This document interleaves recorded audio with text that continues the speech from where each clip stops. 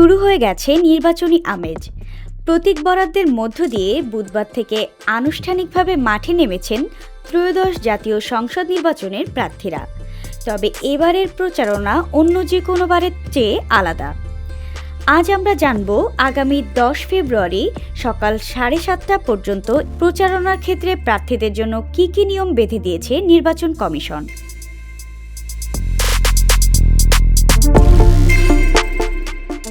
প্রচারণার সময় ও মাধ্যম।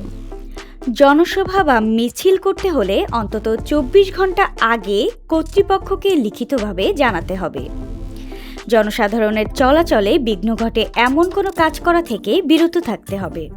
বিদেশি কোনো ব্যক্তি বা রাজনৈতিক দল প্রচারণা বা সমাবেশে অংশ নিতে পারবেন না। পোস্টার কি নিষিদ্ধ? বিলবোর্ড সর্বোচ্চ 20টি, মাপ 16/9 ফুট।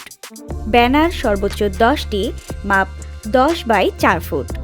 লিফলেট A4 সাইজের হ্যান্ডবিল। ডিজিটাল প্রচারণা ও AI বিধি। প্রচার শুরুর আগেই প্রার্থীর সোশ্যাল মিডিয়া আইডি ও ইমেইল রিটার্নিং কর্মকর্তাকে জানাতে হবে। সবচেয়ে জরুরি বিষয়, কৃত্রিম বুদ্ধিমত্তা বা AI ব্যবহার করে কোনো প্রচারণা চালানো যাবে না। ভুয়া তথ্য বা বিকৃত ছবি বা মানহানিকর কোনো কিছু পোস্ট করলে কঠোর ব্যবস্থা নেওয়া হবে, যা একদমই করা যাবে না। যানবাহন নিয়ে কোনো বড় শোডাউন বা মশাল মিছিল করা যাবে না।